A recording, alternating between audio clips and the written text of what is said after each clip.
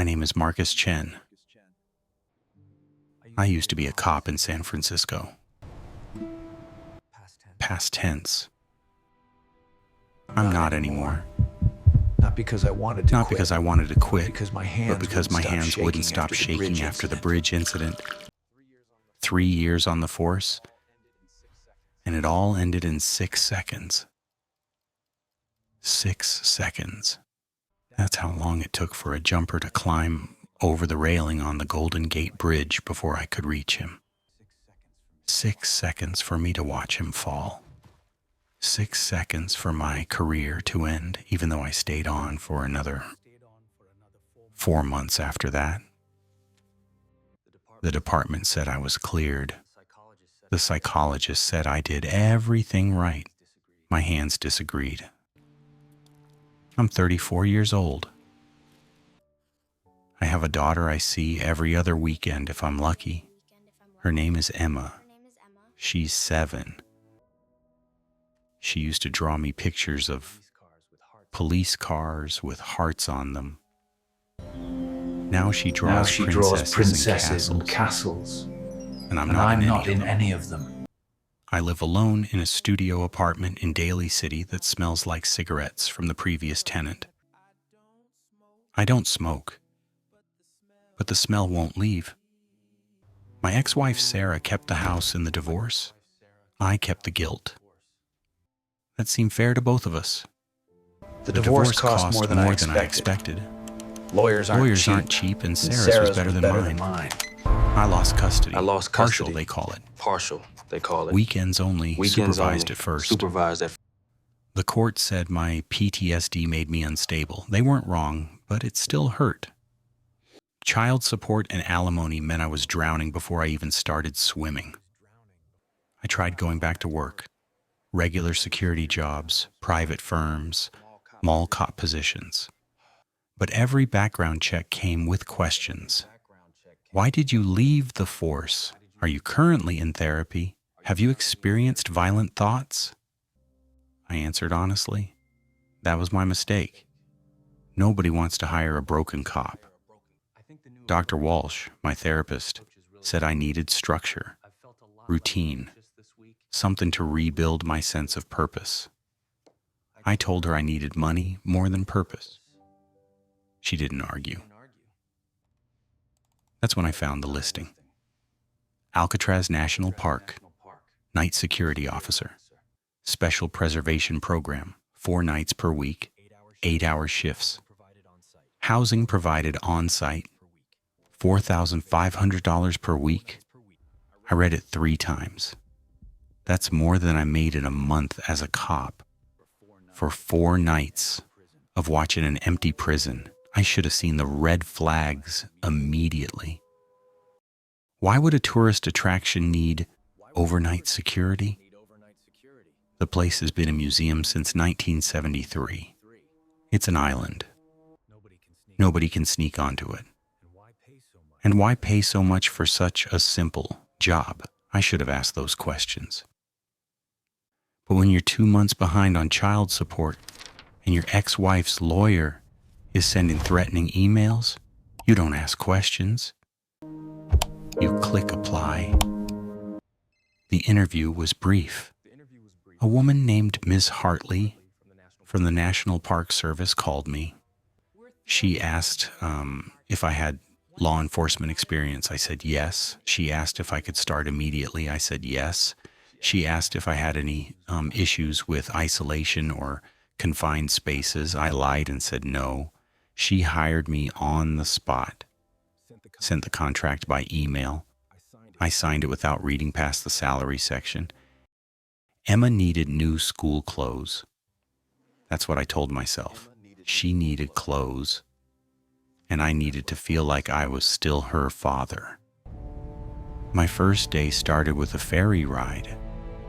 The last public boat to Alcatraz leaves at 6 p.m. during winter months. I took that one, along with the final group of tourists wrapping up their evening audio tours. They were loud, excited, taking selfies with the Golden Gate Bridge in the background. I stood at the back of the boat, watching the city shrink behind us. The fog was rolling in early that evening. It came in thick gray waves through the bridge towers, swallowing the skyline piece by piece. By the time we reached the island, you could barely see 50 feet in any direction. The tourists didn't seem to mind. They filed off the boat, chattering about Al Capone and escape attempts, following their guide toward the cell house. I waited until they were gone. The dock was suddenly very quiet. Just the sound of water slapping against concrete and the low moan of a foghorn somewhere in the distance. A ferry horn answered it, already heading back to the city. I watched its lights disappear into the gray. "You, Marcus?" I turned. A man stood near the dock house, holding a thermos of coffee. He was maybe 50, weathered face, gray stubble, and tired eyes that had seen too much of something. He wore the same dark green uniform I'd been issued. His name tag said Carl. "Yeah," I said, "you're my trainer?" He nodded, taking a sip from his thermos. His hands shook slightly. I noticed, because my hands do the same thing. 6 months 6 months now. That's longer than most last. Most? You'll see. He checked his watch, then looked toward the cell house, where the last tour group was disappearing inside. "Come on, they'll be gone in 30 minutes. Then it's just us." We walked up the hill in silence. The main cell house loomed above us, a concrete mass that seemed to absorb the fog rather than be hidden by it. As we got closer, I noticed the smell. Salt air, obviously. Rust from old metal. But something else underneath, something stale and heavy. The prison smells like salt, rust, and something else. Something old. Like the air itself has been trapped here since 1963. The tourists don't notice it during the day, but at night, when it's just you in the building, you realize the smell isn't coming from the walls, it's coming from inside them. Carl must have seen my expression. "You get used to it," he said, then quieter. "Or you don't. Either way, you'll understand the rules soon enough." I wanted to ask what he meant, but the last tour guide was already walking past us, leading his group back toward the dock. He nodded at Carl, ignored me completely, and kept walking. Within minutes, I heard the ferry horn again, then the sound of the engine fading away. We were alone on the island. Carl led me to a small office near the entrance. Guard station, he called it. There was a desk, a monitor showing security camera feeds, most of them static or dark, and a coffee maker that looked older than me. He pulled open a drawer and took out a laminated sheet of paper. "Alcatraz Night Security Protocols," he said, handing it to me. "Read it, memorize it, keep it on you at all times." The paper was yellowed around the edges, even under the lamination. The text was typed on an old typewriter. I could see the uneven pressure of the keys, some letters darker than others. 15 rules, numbered in order. I read them aloud. 1. Never enter cell 14D after midnight. 2. If you hear tapping from the showers, don't respond. 3. The lighthouse keeper isn't real. Don't talk to him. I looked up at Carl. "The lighthouse keeper?" "Keep reading," he said. 4. If all the cell doors are open, leave the building immediately. 5. Don't follow the children. There are no children here. 6. The warden's office stays locked, always. 7. If you smell roses in D block, hold your breath and walk fast. 8. Never count the inmates during the 3 a.m. check. 9. The dining hall is off limits between 2-4 a.m. 10. If someone asks for a cigarette, say you don't smoke, even if you do. 11. The rec yard gates must be checked every hour. Lock them if open. 12. Don't enter the dungeon, even if you hear your name. 13. If the alarm sounds, it's not real. Reset it and continue your rounds. 14. The morgue door should always be cold. If it's warm, report immediately. 15. Most importantly, you are alone on this island. Anyone else you see is not real. I stared at the paper for a long moment. Then I looked at Carl. He was watching me carefully, waiting for my reaction. "This is a joke, right?" I said. "Some kind of hazing thing for new guys?" Carl's expression didn't change. "Sign the back." "Come on, the lighthouse keeper isn't real. Don't follow the children. This is..." "Sign the back," Carl repeated. His voice was flat. "And keep it on you. If you want the job, you follow the rules. No exceptions." I thought about Emma, about child support, about the studio apartment that smelled like someone else's cigarettes. I flipped the paper over and signed my name on the line at the bottom. 6 months ago, I would have laughed, but 6 months ago, I could still sleep through the night. Now I just needed to survive 4 shifts a week. How hard could it be? Carl took the paper back, made a copy, and handed me the original. "Keep this in your pocket, always." "Sure," I said. "Whatever you say." He looked at me for a long time. Then he poured himself another cup of coffee. His hands were still shaking. "You'll understand soon enough," he said. I didn't believe him then. I should have. After the orientation, Carl walked me to my quarters. The guardhouse sits at the edge of the island. A 2-story building that used to house the families of prison officers back when Alcatraz was operational. Most of it is sealed off now, preserved for tours. But there's a small section in the back that's still functional, if you can call it that. My apartment is on the 2nd floor. Carl unlocked the door and handed me the key without ceremony. "It's not much," he said, "but it's warm and dry. That counts for something out here." He wasn't kidding about the "not much" part. The room was barely 12 feet across. A narrow cot was bolted to one wall, military style.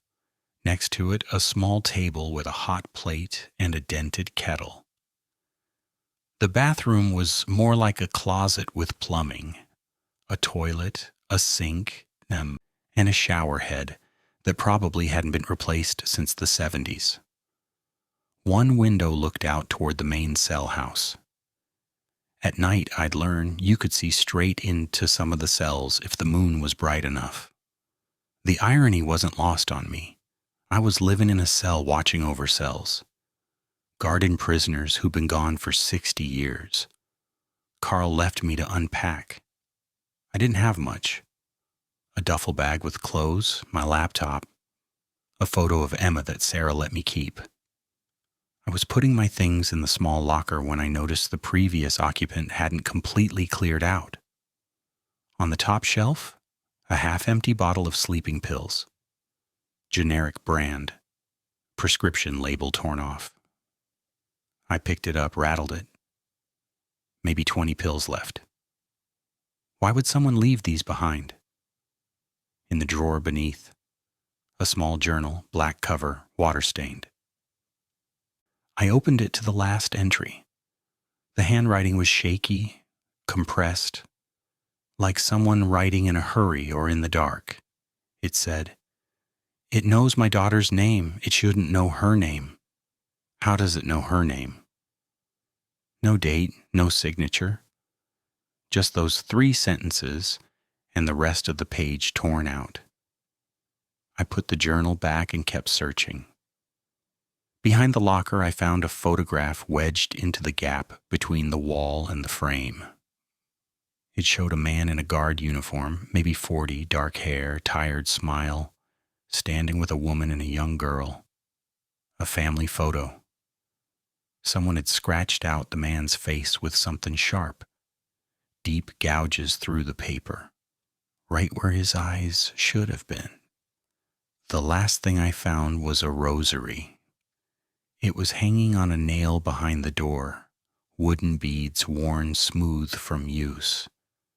I'm not religious, but even I could tell someone had held this a lot. Prayed with it, maybe desperately. I left everything where I found it.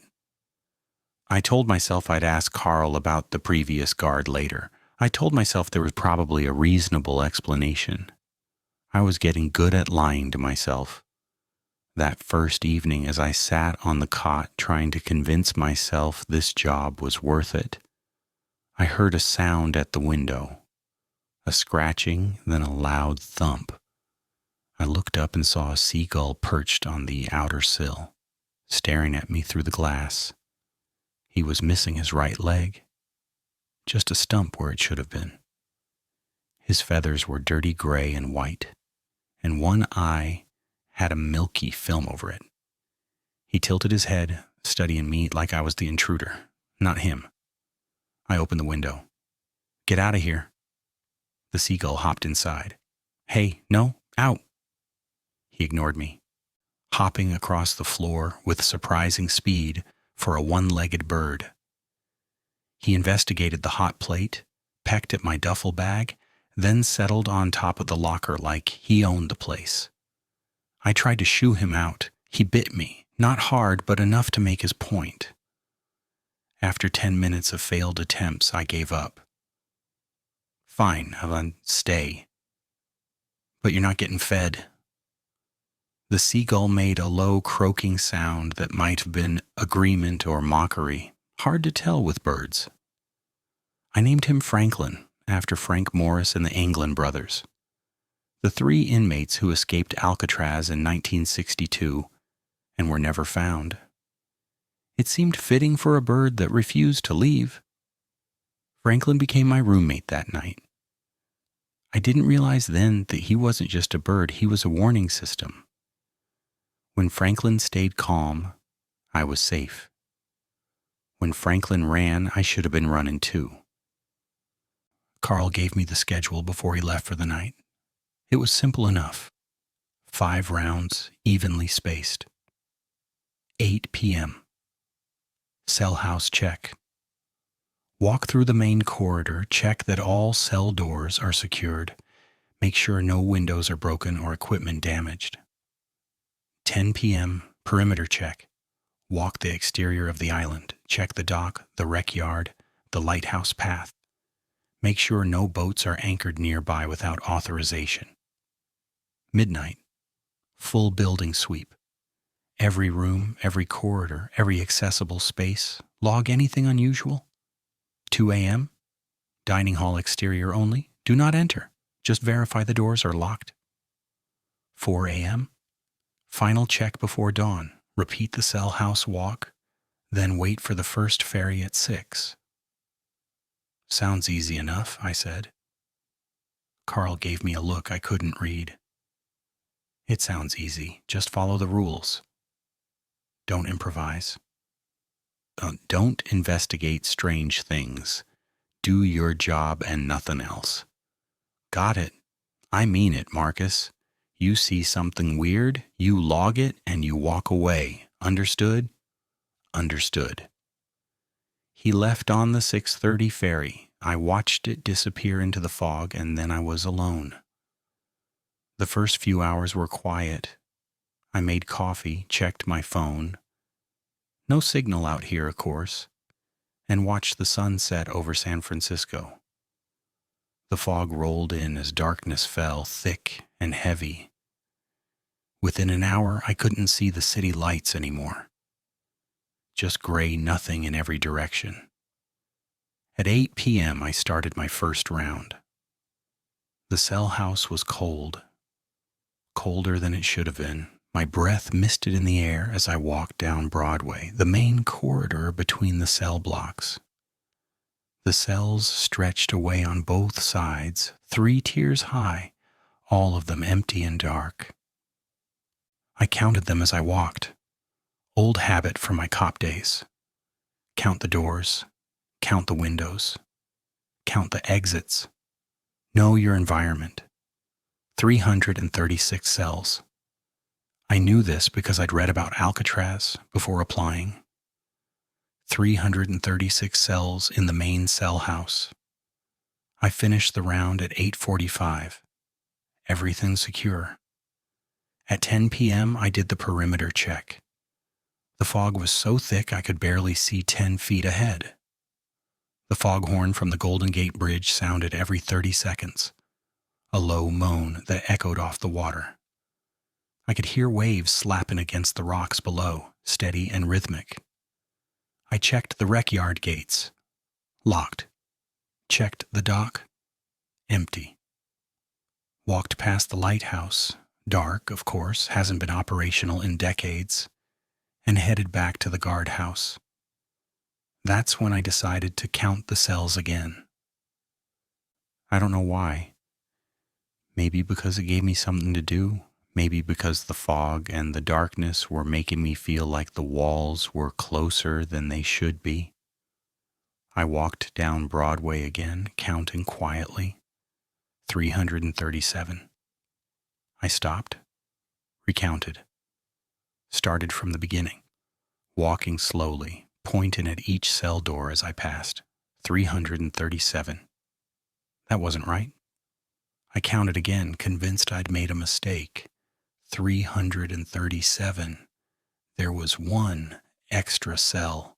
Somewhere in this building, there was a cell that shouldn't exist. I stood in the middle of the corridor, listening to my own breathing, trying to figure out which cell was the extra one. But they all looked the same. Same doors, same bars, same darkness inside.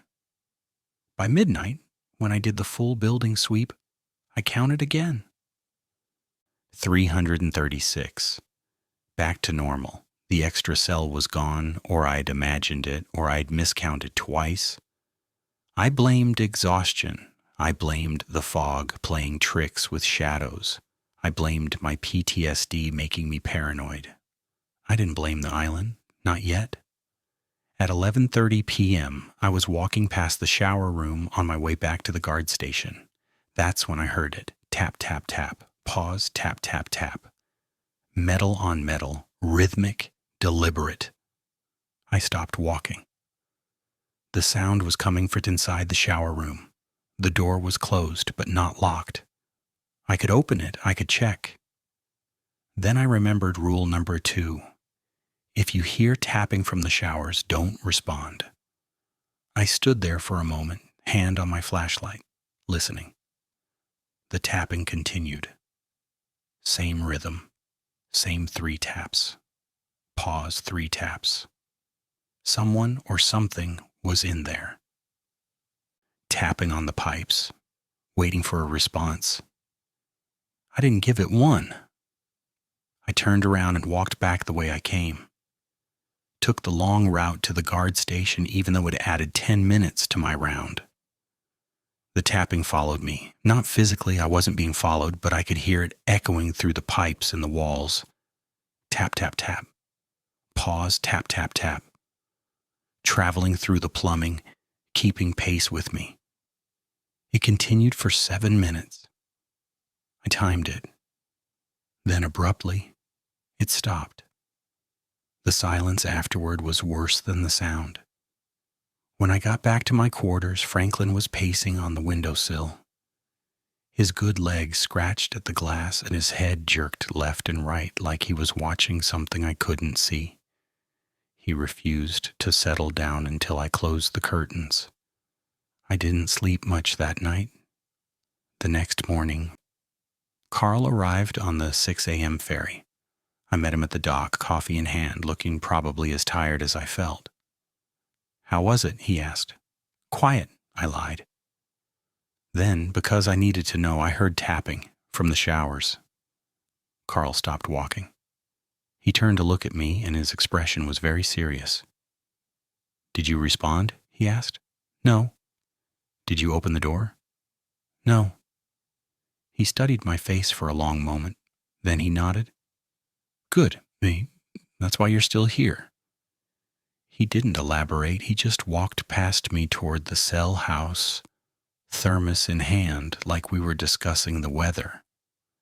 I stood on the dock, watching the ferry leave again, and realized something. Carl wasn't surprised that I'd heard the tapping. He'd been expecting it. On my second day, I researched Cell 14D. The island has barely functional Wi-Fi, but enough to load a Wikipedia page. 14D was solitary confinement in D block, the hole they called it. Complete darkness, no contact, just silence for days or weeks. In 1940, an inmate named Rufus McCain spent 5 days there. Guards found him dead on the 6th morning. Official cause: heart attack. But other inmates said McCain had screamed every night about something in the cell with him.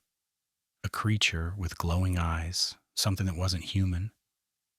The report mentioned unexplained injuries, scratches like claw marks, bruising around his throat, his face frozen in terror.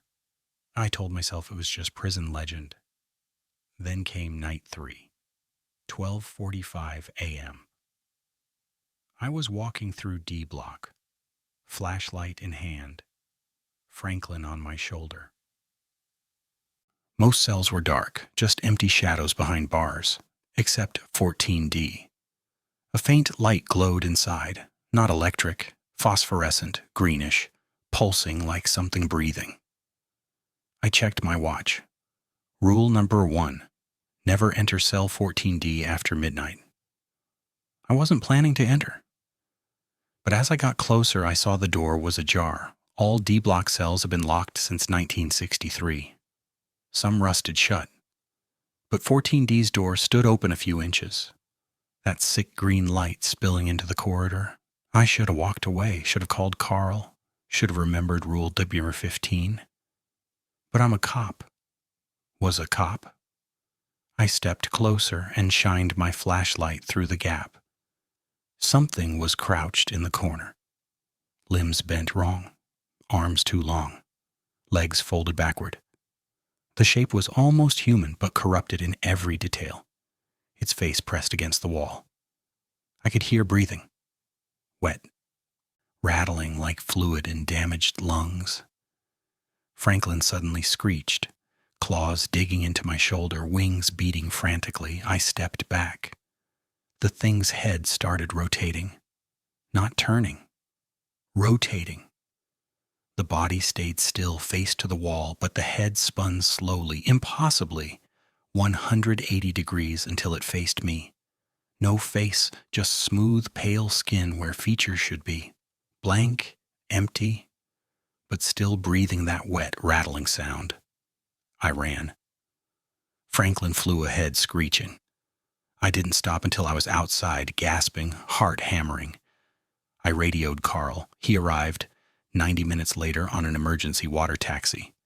We went back together. Cell 14D's door was closed. Not just closed. Locked. Covered in rust, so thick it looked untouched for decades. Carl tried the handle. It didn't budge. "Hasn't been opened in years," he said. Mechanisms seized. It was open. There was something inside. Carl noticed my phone. "Did you take a picture?" I had. One shot through the gap before I ran. The photo showed the door ajar, green light visible, and in the corner, a pale, crouched shape. Carl took my phone and deleted it. "Hey, don't document anything," he said, handing it back. "Photos, videos, recordings. It makes things worse. Gives them more reality, understand?" "No, I don't understand any of this." Carl looked at the sealed door. "Good. Keep it that way. Just follow the rules, Marcus. Don't try to understand. That's how you survive." He left me standing alone in D block, staring at a door that shouldn't have opened, but had. By night 5, I'd started to feel almost comfortable. That's the dangerous part. It was 2:30 a.m. when I started my perimeter check near the lighthouse. The fog was particularly thick that night, distorting sound, making the foghorn seem closer than it should. Franklin had been agitated all evening, pacing and clicking at things I couldn't see. That's when I saw him, a figure walking toward the lighthouse, carrying an oil lantern. He wore an old-fashioned keeper's uniform, dark wool coat with brass buttons, keeper's cap, boots that looked like they'd walked 1,000 midnight watches. The lantern created a sphere of yellowish light around him, and inside that sphere, everything looked older. My first instinct was relief. Someone else is here. You're not alone, that's the trap. "Hey," I called out. "Sir, you're not supposed to be here." He turned toward me. The movement was too smooth, like he was on a turntable. When his face came into my flashlight beam, my throat went dry. His features were too smooth, like someone had molded a face out of wax and forgot to add the final details. Eyes, nose, mouth, all there but flattened, simplified, like a memory of a face rather than an actual face. When he spoke, his voice sounded like an old recording. "Need to check the light. Ship's coming in." I tried to keep steady. "There are no ships. It's 2 a.m. He tilted his head at an impossible angle. "The prison ship, with the new inmates, always arriving at night." He started walking again. Each step covered too much ground, gliding forward like he was on rails. "I can show you the ship," he said. "It's anchoring now." He pointed toward the water. I didn't want to look, but I did. There was something in the fog. An old steamship. Wooden paddle wheel smokestack, the kind that stopped existing in the early 1900s, and it was moving toward the island. "No," I whispered, "that's not real." The lighthouse beam suddenly turned on. The lighthouse hadn't had power in 62 years, but the beam swept across the water, powerful and bright. When it hit the keeper's face, I saw the truth. He had no eyes, just smooth skin where eyes should be. The light went through that smooth skin, and I could see the faint outline of skull beneath. But he was still watching me with eyes that weren't there. "See?" he said. "They're coming. They're always coming, and I—" His voice cracked, distorted. "I have to warn them. Failed once. Failed. 113 souls. Failed to warn them. Failed." The word repeated like a broken record, getting louder. "Failed, failed, failed, failed."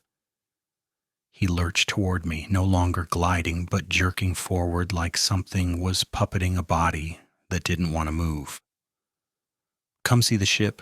Come watch them drown. Come count the bodies. You can help me warn them."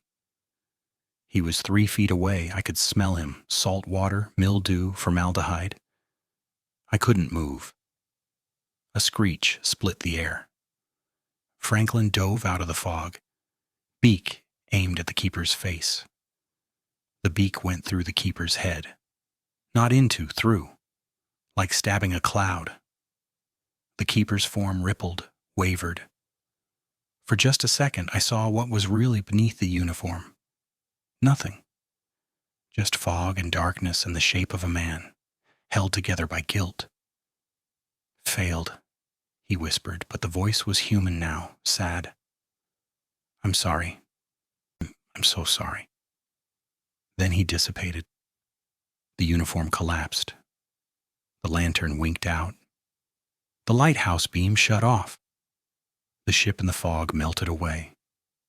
Franklin landed on my shoulder, and I stood there shaking. On the ground was a brass button with an anchor engraved on it.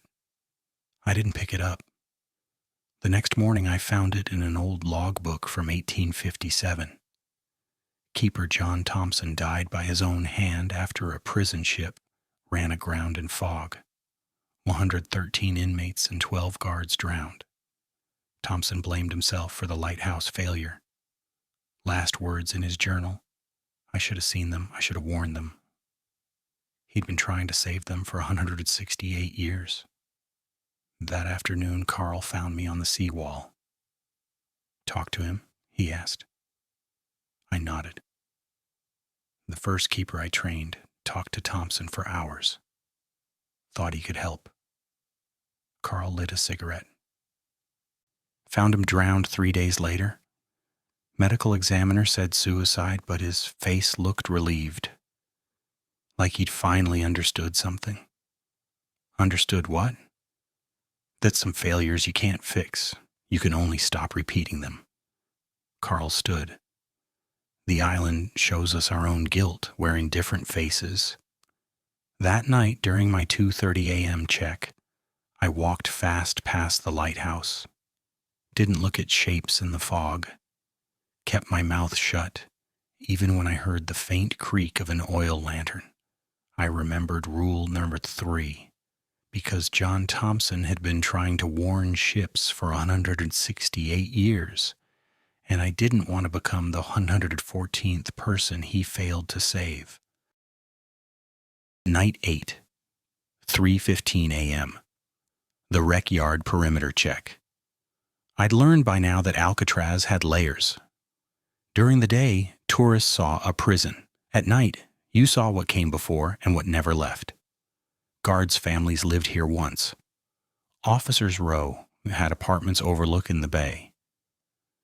Children played in a rec yard, attended school in the building that later became the prison library.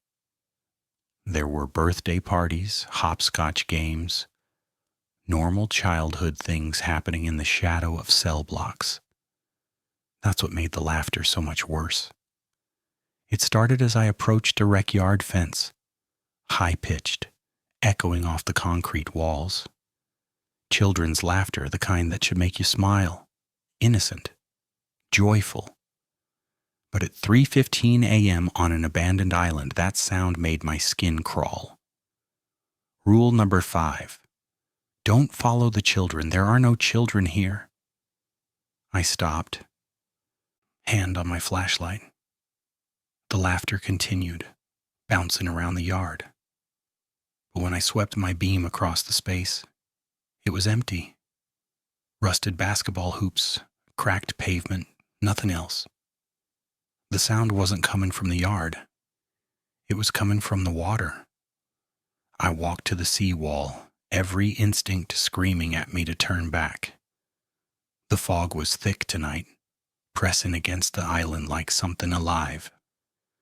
The laughter grew clearer as I approached the edge. Then it changed to singing. Ring around a rosy, pocket full of posies. Multiple voices, maybe 4 or 5 children singing in that off-key way kids do. Sweet and slightly discordant. Ashes, ashes, we all fall down. I reached the seawall and looked over. The fog parted. There were shapes in the water, child-sized. Floating face up, arms spread like they were making snow angels. But they weren't swimming. They were too still, too perfectly positioned. Their eyes were open, all of them staring straight up at the sky, mouths moving in unison, singing that nursery rhyme over and over. The water around them was wrong, dark red and oily, like it hadn't mixed with the rest of the bay. Ring around the rosy. One of them turned her head toward me. The movement was smooth, mechanical, like a doll's head rotating on a joint. Marcus. My blood went ice cold. That was Emma's voice, my daughter's voice. Exact pitch, exact tone, the slight lisp on the S that she still hadn't outgrown. Marcus, come play with us. The child shape in the water smiled. Emma's smile. Daddy, it's cold. Help me up. She reached one small hand toward me, pale fingers dripping with that dark red water. I found myself leaning forward, my hand extending toward hers, because that was Emma. That was my little girl, and she was cold, and she needed me, and what kind of father wouldn't? Pain exploded in my hand. Franklin had bitten me, hard. His beak drew blood. The spell broke. I jerked back, and in that instant I saw what was really there. The children's faces changed, their mouths opened wider, impossibly wide, unhinging like snakes. Inside, rows of needle-thin teeth, spiraling down into darkness. Come play, Marcus. Come down here with us. It's not cold once you stop fighting. The Emma thing's voice distorted, layered with other voices beneath it. Old voices, drowned voices. She's been waiting for you. They all have. They started sinking, smoothly, gracefully, still singing. Their eyes stayed locked on mine as the water closed over their faces. Ring around the rosy. The voices continued from below the surface, muffled but clear, getting fainter as they descended into the bay. We all fall down. Then silence. Just the waves and the foghorn and my ragged breathing. Franklin clicked his beak, still on my shoulder. My hand throbbed where he'd bitten me. I looked at the blood and felt grateful for the pain. It had saved me. The next morning I searched the records. Guard's daughter, Margaret Ann Foster, age 8, fell from the seawall during a game of tag. Body never recovered despite 3 days of searching. But that wasn't the worst part. Other guards reported hearing her voice for weeks after, always at night, always calling for help from the water. 2 guards quit. One tried to save her, jumped in, fully clothed at 2 a.m. They found him drowned the next morning. In the old guardhouse, behind a loose panel, I found graffiti scratched into the wood. She's collecting playmates. Don't let her use your voice. Don't let her call your children's names. That night I kept my rounds away from the seawall. And when I called Emma before bed, just to hear her real voice, safe in her mother's house, I didn't tell her where I was. Some things shouldn't know your children's names. Night 12. I'd been on the island almost 2 weeks, though time was starting to feel slippery. Days blurred together. Nights stretched longer than they should. The dining hall was where it all went wrong in 1946. The Battle of Alcatraz, the most violent event in the prison's history. 2 guards killed, 3 inmates killed, 18 wounded. It started during lunch. Inmates Bernard Coy and Joe Kretzer overpowered guards, seized weapons, tried to escape. For 2 days, the prison was a war zone. Rule number 9 was clear. The dining hall is off limits between 2 to 4 a.m. It was 1:45 a.m. when I approached for my perimeter check. The door was open. It shouldn't have been. That door stayed locked, rusted shut. But there it was, standing ajar, and light spilled out into the corridor. Not flashlight beams, electric light, fluorescent and buzzing. I could hear sounds from inside, cutlery on metal trays, the scrape of chairs, murmuring voices. My exhausted brain tried to rationalize it. Maintenance crew, night workers I hadn't been told about. Even as I thought it, I knew it was wrong. But I was tired. So tired. 2 weeks of broken sleep, constant vigilance, the weight of rules and dead men and my daughter's voice coming from the water. I wasn't thinking clearly, I told myself later. That's what I told myself. I pushed the door open and walked inside. The dining hall was full.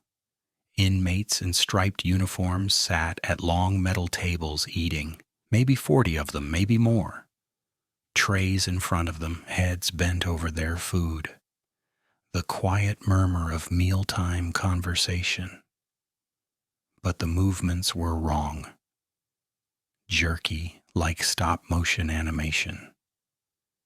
An inmate would lift a spoon, then suddenly, the spoon would be at his mouth.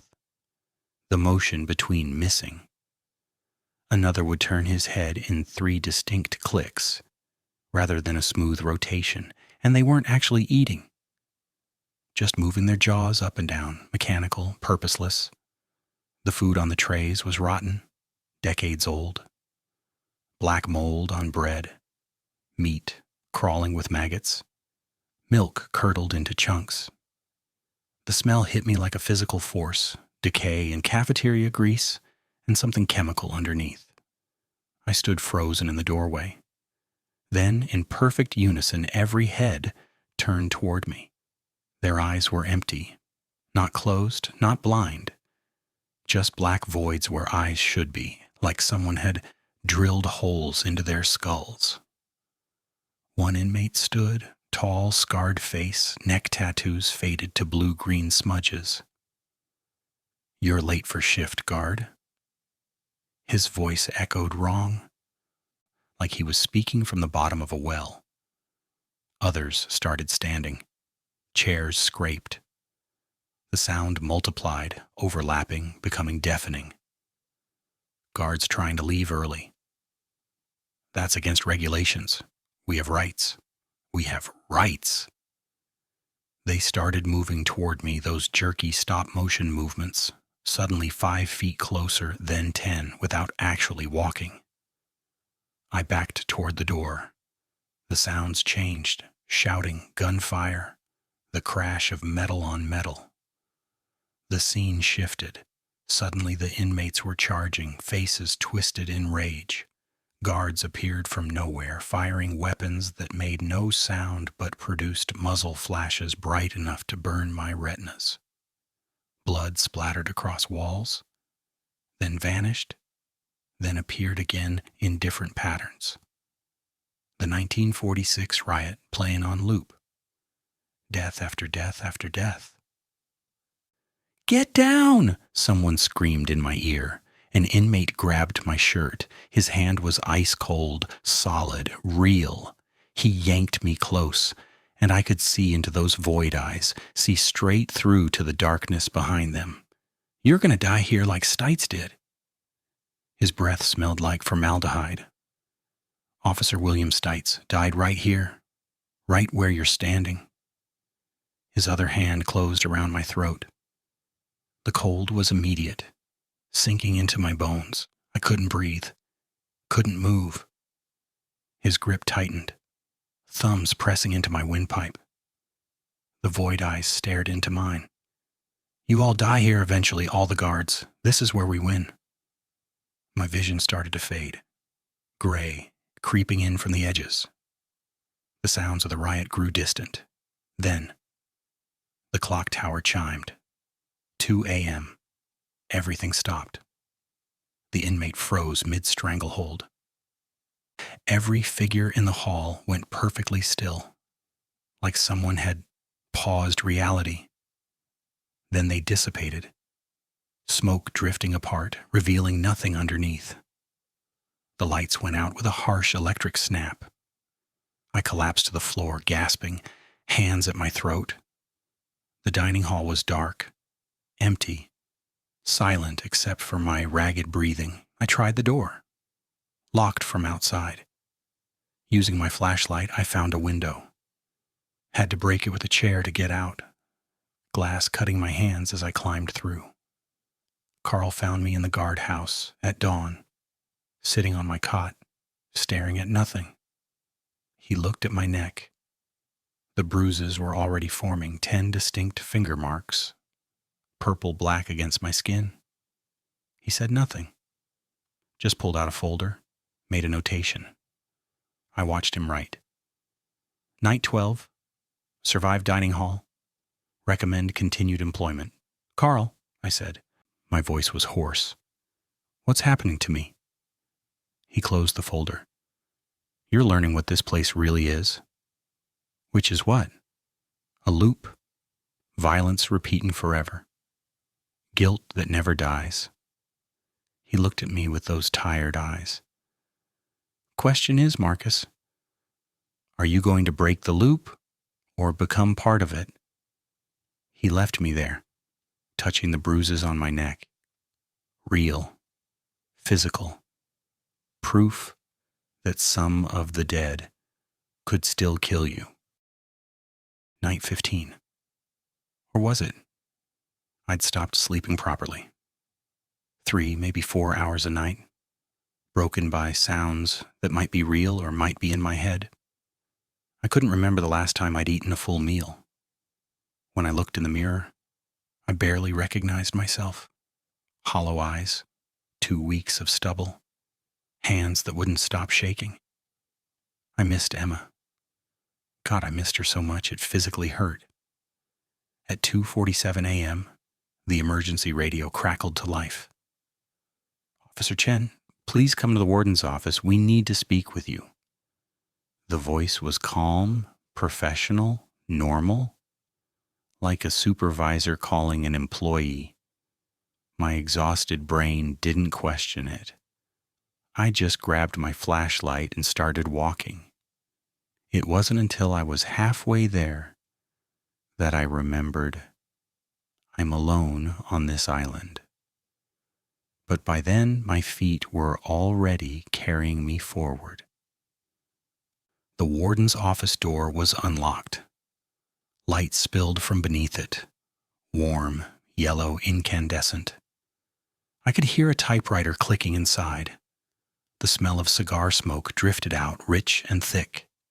Everything said occupied. I opened the door. Warden James A. Johnston sat behind his desk, reviewing files. Period accurate down to the last detail, elderly man, stern face, round wire-rimmed glasses, 3-piece suit from the 1940s. The office looked exactly like the historical photographs. Wood paneling, filing cabinets, American flag in the corner, everything's preserved perfectly. Too perfectly. He looked up. Ah, Officer Chen, please sit. He gestured to the chair across from him. I sat. Because what else do you do when your boss tells you to sit? I've been reviewing your performance, he said, turning a file toward me. You've had quite the 2 weeks. The file had my name typed on the tab, Marcus Chen. But the paper was yellowed, aged. The edges were brittle. The lighthouse keeper, he continued reading, the children at the seawall, the dining hall incident, that was particularly troubling. He looked at me over his glasses. You're making mistakes, Officer Chen. I followed the rules, I said. My voice sounded distant. Did you? He leaned back in his chair. It creaked. Real solid sound. You spoke to the keeper. You leaned toward the children. You entered the dining hall during prohibited hours. He tapped the file. Failures, everyone. My chest tightened. Tell me about the bridge incident, he said. I went cold. How do you know about that? I know everything about my officers. He opened a drawer, pulled out another file. Thicker. Sarah Chen, your ex-wife. Emma Chen, your daughter, age 7. You haven't seen her in 3 weeks now. Does she know where you are? That's none of your... You failed to protect civilians, he interrupted. His voice was calm, matter of fact. Just like some of my guards failed to protect against the 1946 riot. Just like Officer Stites failed. Just like they all failed. He spread the files across the desk. I could see names, dates, personnel records, all of them ending the same way. Deceased or disappeared. You're not really here for security, Marcus. He folded his hands. You're here because you belong here. This island holds people who failed. guards who let inmates escape, officers who couldn't protect the people they were sworn to protect. Each word hit like a physical blow. You let people die on that bridge, 3 civilians.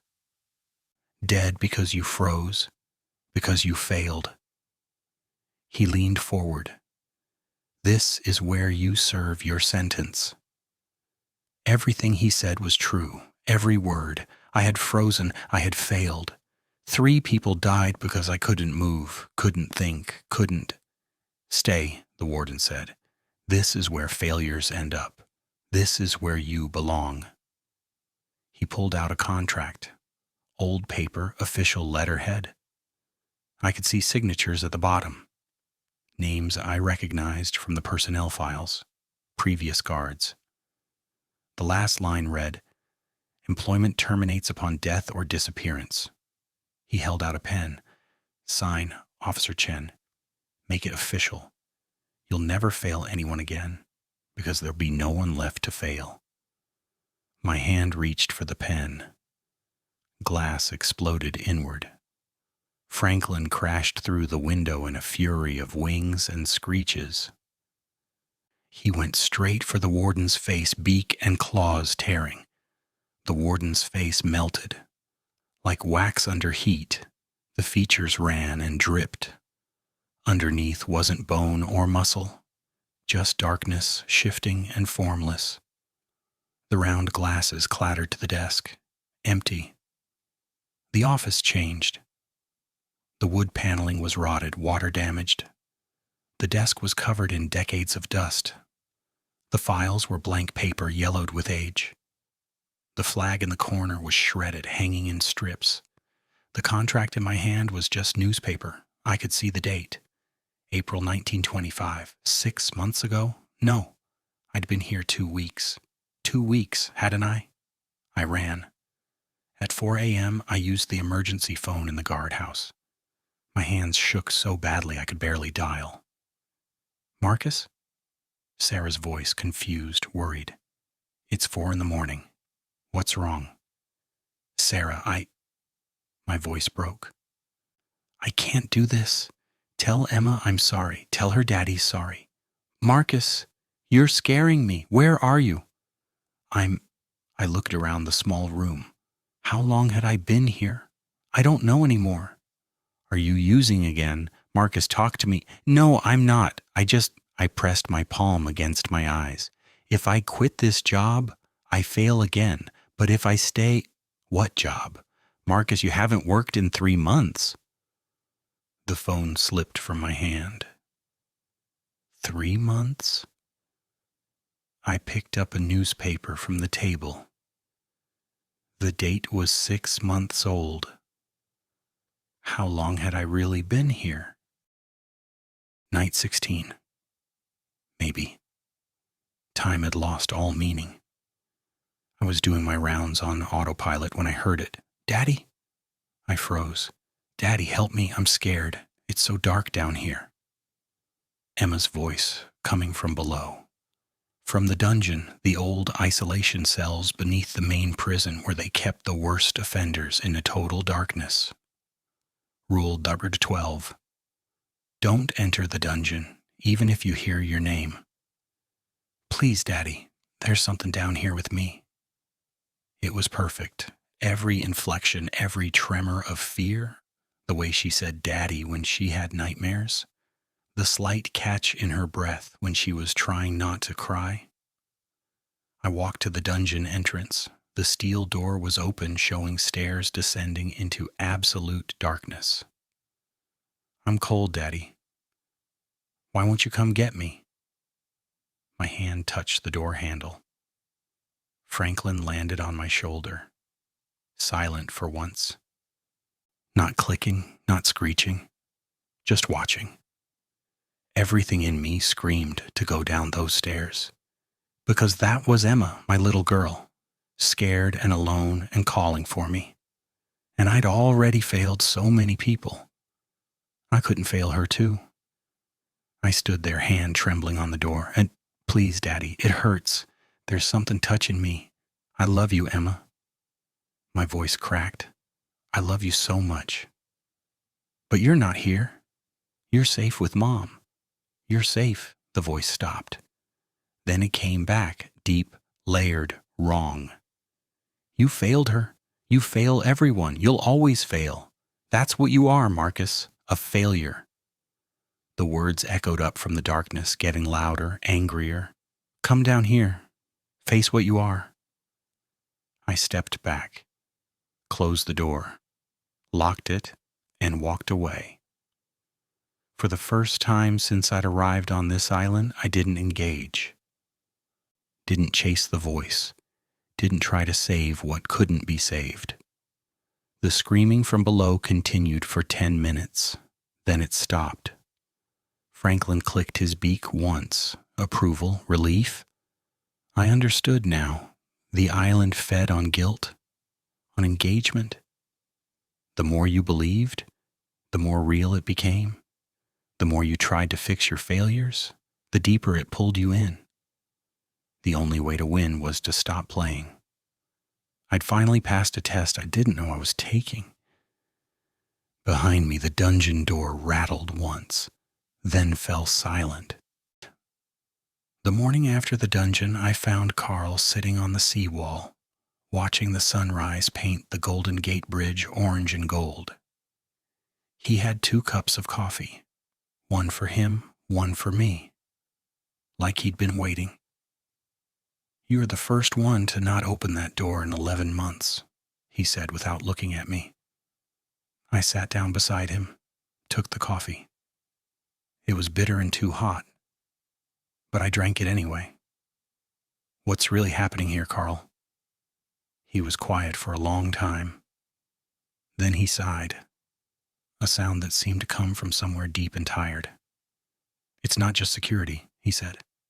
"Never was." He pulled out a cigarette, lit it with shaking hands. "Something broke here in 1963. Not when the prison closed. Before that, during the Battle of Alcatraz in 1946. All that violence, all that rage and fear and death. It cracked something. A barrier. Between our world and whatever's underneath. I watched the smoke drift away on the wind. All that suffering, all that guilt, it soaked into the island like blood into concrete. And now, he took a drag. Now it needs feeding. Feeding on what? Guilt, failure, people like us. He looked at me finally.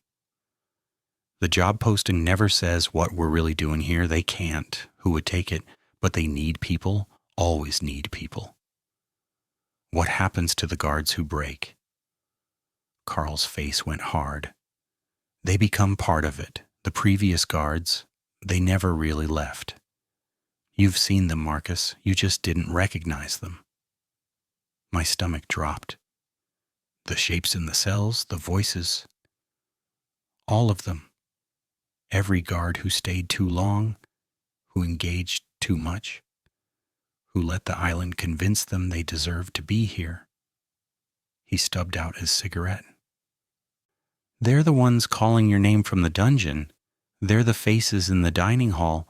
They're what's waiting in cell 14D. I thought about the warden's contract, all those signatures. Employment terminates upon death or disappearance. How long have you been here, Carl? 6 months. Got a wife, 2 kids in Oakland.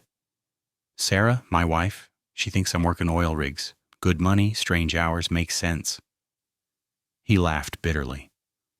I stay because if I leave, someone else comes. Someone who might not make it. Someone who will open the dungeon door or follow the children or sign the warden's contract. That's not your responsibility, isn't it? He looked at me. Better me who knows the rules than someone who doesn't. Better me who can last 6 months than someone who will break in 6 days. The sun was fully up now. In the daylight, Alcatraz looked almost normal. You could hear the first ferry approaching with the morning tour guides. You're strong, Marcus. Carl said. Stronger than most. You walked away from the dungeon. You could help me keep this place contained. Two of us, we could... No. He stopped. Looked at me. I can't, Carl. We sat in the guardhouse. My last day. Carl had made his offer clear. Stay permanently. Help him. Good pay. Noble purpose. Save others from taking this job. It was tempting. God, it was tempting. Think about it, Carl had said. You'd be doing something that matters, protecting people. Like I protected those people on the bridge? The words came out bitter. That's different. Is it? I stood, paced the small room. I failed then. If I stay here, I'm just hiding from that failure, calling it penance, calling it duty.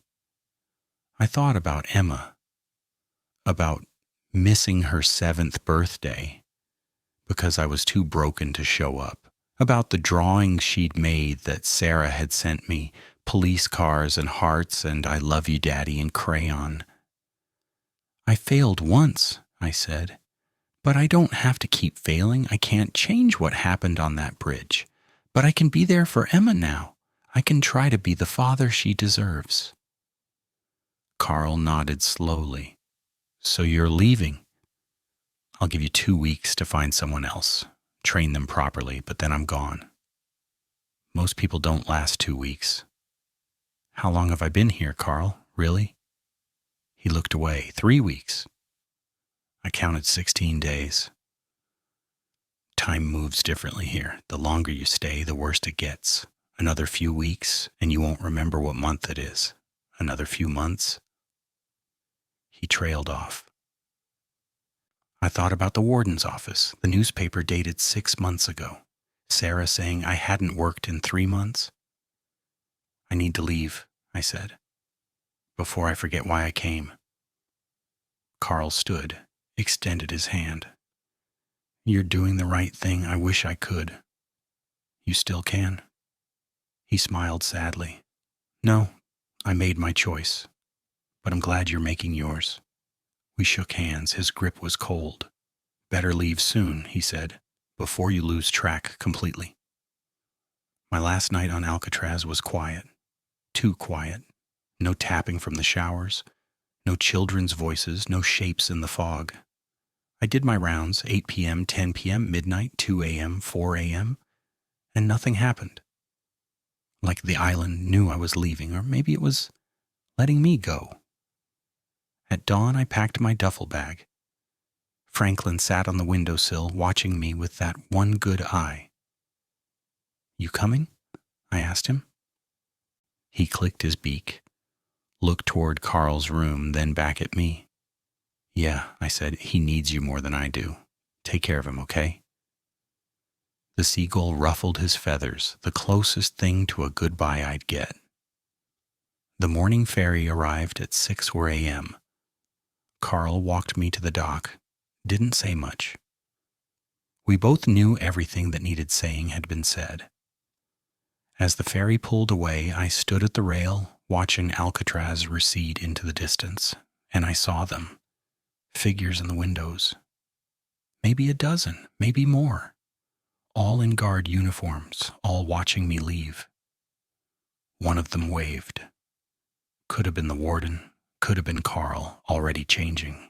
Could have been me if I'd stayed. I turned away and didn't look back again.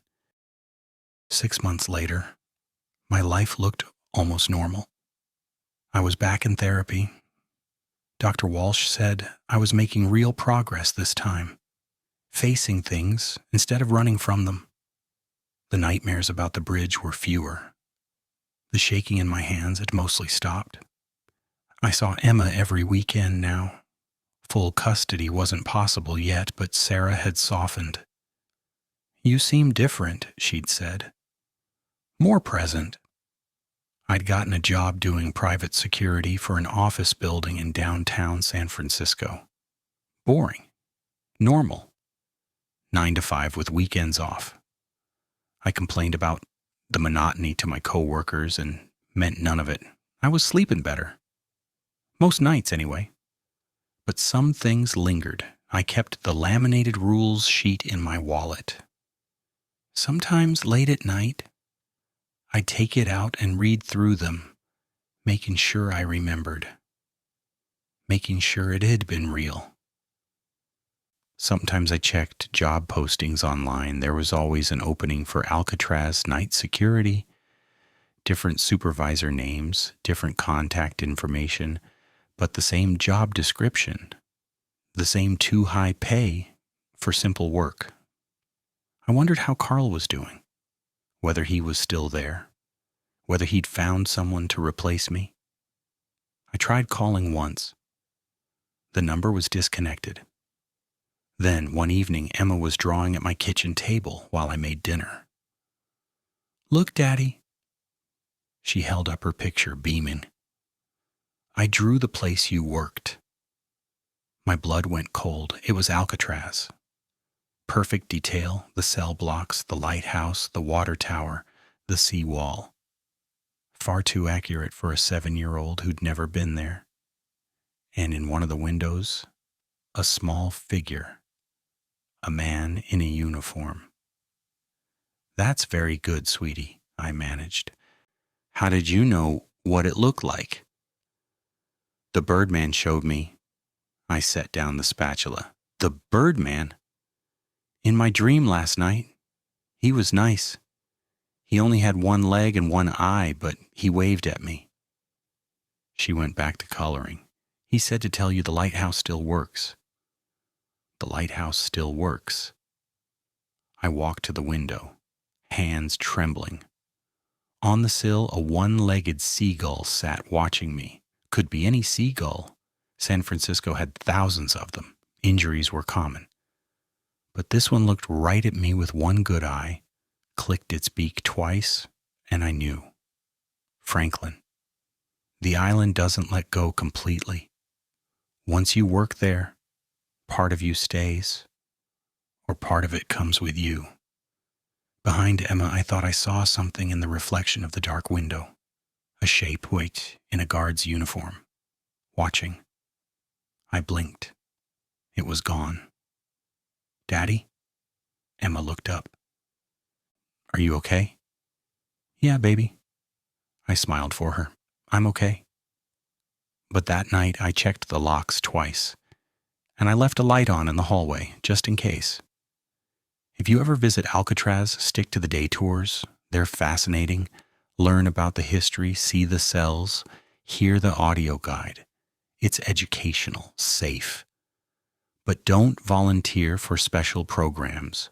Don't take jobs that pay too well for simple work. And if you ever see a night guard position posted for Alcatraz, maybe on a job board, maybe forwarded by a friend who thinks you need the money, delete it. Walk away. The rules are real, the island is patient, and it's always hiring. Because guards don't quit. They just become part of the night shift, part of the cells and the fog and the voices that call out in the dark. They become the warnings that the next person ignores. I got out. But I don't know for how long. I don't know if leaving the island means you ever really leave, or if it just gives you a longer leash. Carl's still there. I know he is. Or what used to be Carl. And maybe one day I'll get a call. "We need you to come back, Marcus, just for one night, just to train someone new." And maybe I won't be able to say no.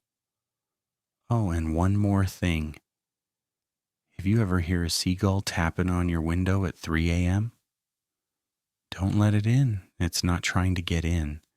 It's trying to warn you that something else is trying to follow it. Stay safe out there. And remember, some jobs aren't worth taking, no matter how much they pay.